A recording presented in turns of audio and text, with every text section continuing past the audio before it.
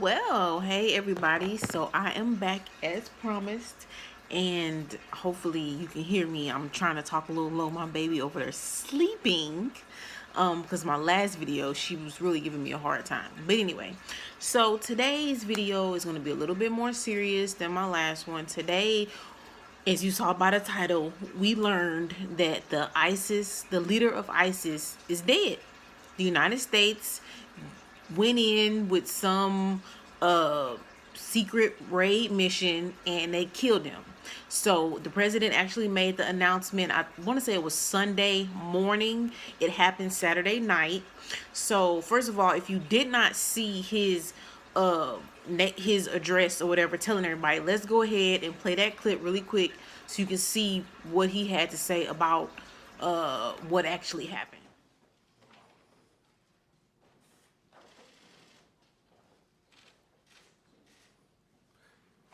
Last night, the United States brought the world's #1 terrorist leader to justice. Abu Bakr Al-Baghdadi is dead. He was the founder and leader of ISIS, the most ruthless and violent terror organization anywhere in the world. Oh, okay. So you heard him right. The #1 terrorist leader in the world is dead. And I would say #1 behind Osama bin Laden, but we already killed him years ago, back in like 2002, 2003 or something like that. So who is, in his name, the leader of ISIS? His name was, let me see, I got it wrote down here. Abu Bakr Al-Baghdadi. You heard him say it right. So who is he? Like, me personally, I had never really heard that name. I heard of Baghdad, which is a place in, I think, Syria or Iraq, or one of the two. But who is Baghdadi, right? So let me bring you up Abu Bakr Al-Baghdadi. إن الله قوي عزيز ومجالدة أعداء الله ووفقهم ومكنهم لتحقيق غايتهم وإن أردتم موعود الله فجاهدوا في سبيل الله. Although this was the only known public appearance of al-Baghdadi, his influence is growing.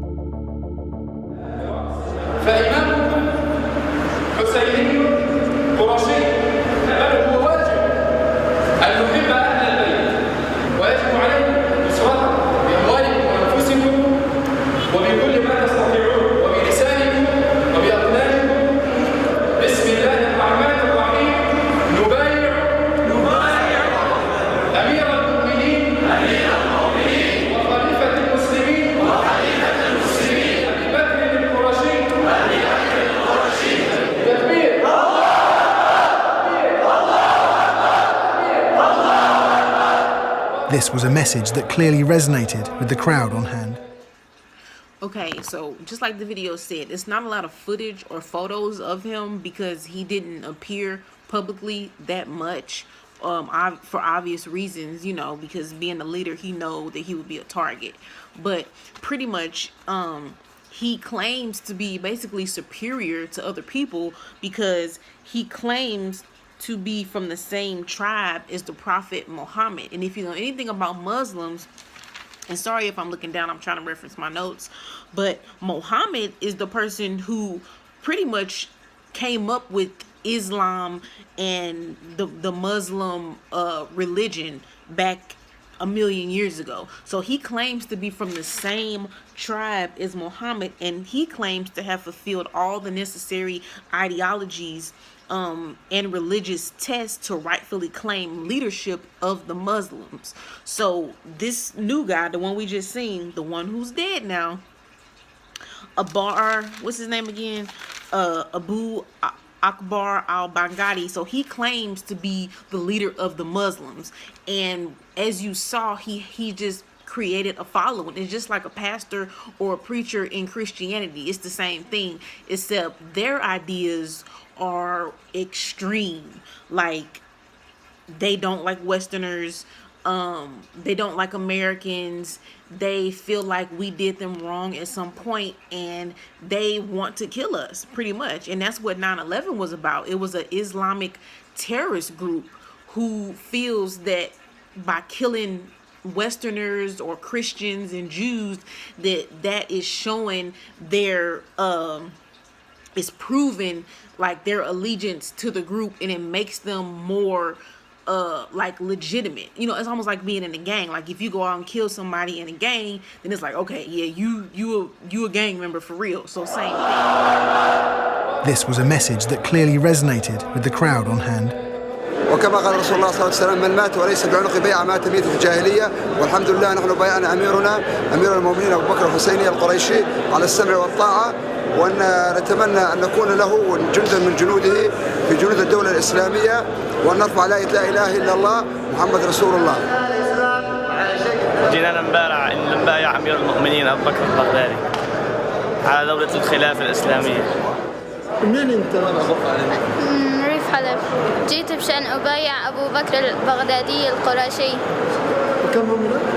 عمري 11 سنة.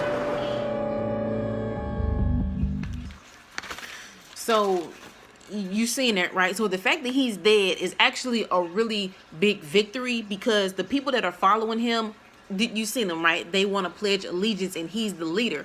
So right now, I don't think they have a leader, obviously, but to get rid of him is like cutting the head off a snake. And they start young. Like, you seen that little boy? He had to be what? 9, 10, 11? Like, they start training the little kids to fight. And they drill this ideology into their mind to kill. It's not just pledging an allegiance. They, like, in order to be in this group, you have to be a fighter and you have to be willing to kill. That's their whole MO. Like, United States, we only kill to defend ourselves and if it's a problem. But them, their whole mission is to kill, is to take over people's land and to just kill people, I guess almost as revenge for what happened to the Muslims, I guess, millions of years ago. يشهد الله عز وجل لن نستطيع نصيبها. يعني بالنسبة لنا احنا قلنا نوقن انه هذا الجيل، جيل الاطفال هذا هو جيل الخلافة باذن الله عز وجل، هو الجيل الذي سوف يحارب المرتدين والكفار الامريكان واعوانهم باذن الله عز وجل. لان هؤلاء الاطفال كلهم زرعت فيهم العقيدة الصحيحة، وكلهم يحبون ان يقاتلوا في سبيل بناء دولة الاسلام في سبيل الله عز وجل. كم عمرك؟ 9. أنت مع من تقاتل؟ الدولة الإسلامية. بعد رمضان وين بدك تروح؟ أنا عسكر. ليش؟ عشان أتدرب. تدرب على شنو؟ على الروسية. أيوة، وش تسوي بعدين؟ عشان بس سقط الروس أمريكا. أنت صغير تقدر تشيل بارودة؟ تعرف تضرب بالبارودة؟ ضربت قبل بالبارودة؟ إيه. يعني أقل من 15 سنة يخضع لمعسكر شرعي تعلم فيه العقيدة وأمور الدين. بعد 16 سنة بإمكانه أن يذهب معسكر عسكري. يشارك في العمليات العسكرية؟ طبعا بعد 16 سنة بعد خضوع للمعسكرات ممكن أنه يشارك بالعمليات العسكرية، لأنه أسامة بن زيد رضي الله عنه قاد جيش وهو عمره 17 سنة أو 18 سنة، سير جيش إلى الروم. بسم الله. أنا اسمي داوود، عمري 14 سنة. أحب أن أصير بدولة الإسلام في العراق والشام وأقاتل معهم، لأنهم يحبون أن يقاتلون المرتدين والكفراء، وهم دولة الإسلام على شرعا ولا ارتكبوا ولا غلط بإذن الله ولا يرتكبون. نحن نحب دولة الإسلام جميعا.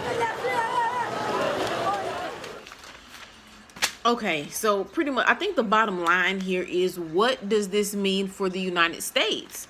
Is the war over? Is the fight against terrorism over? And the answer is no. You've seen all them people. These people and their belief system is not going to just disappear because their leader is dead. They still have these thoughts and these ideologies. And you saw what he said, that they want to fight against Americans, the American allies.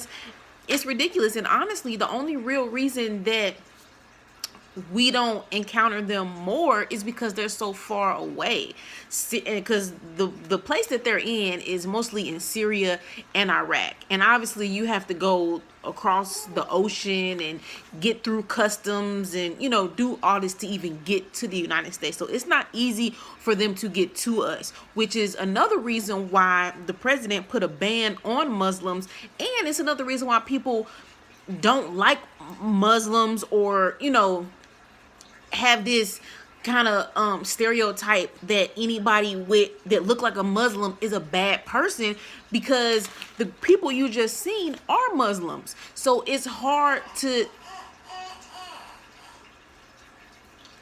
tell the difference, to know who's a good one and a bad one. Okay, so the ban that the president put, I don't know, when did he put this ban on? About a year ago or something like that. But he is currently a ban on Muslims traveling from certain countries in the Middle East. And this is why, because you can't trust them. A lot of those people in that video came from other places and then converted once they got to the place where they at now. So yeah, pretty much it's a small victory, but it's definitely the fight isn't over, and the war is not over against terrorism.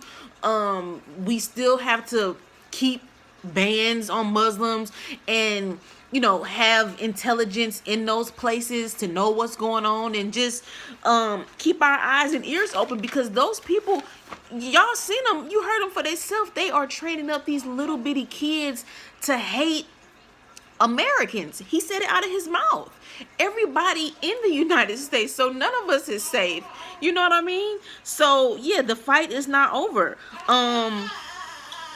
But yeah, that's pretty much it for this video. Just wanted to bring up the discussion, have a little dialogue about what happened. I mean, like I said, it is a major point in history for the United States right now. The fact that we are the ones that killed him, because the Russians hate them, Turkey hates them, a lot of the countries that are surrounding them hate them, because they came in and took over the land and just took over they instituted like brutal justice systems for the people over there. So a lot of other countries hate them. It's not just us. So the fact that we were the ones that were able to go in and commit this, I guess, assassination of this leader is like, we deserve a pat on the back for that.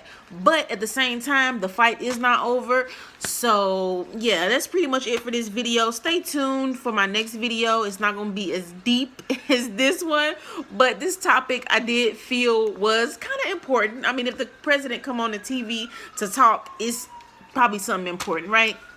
But anyway, subscribe to my channel.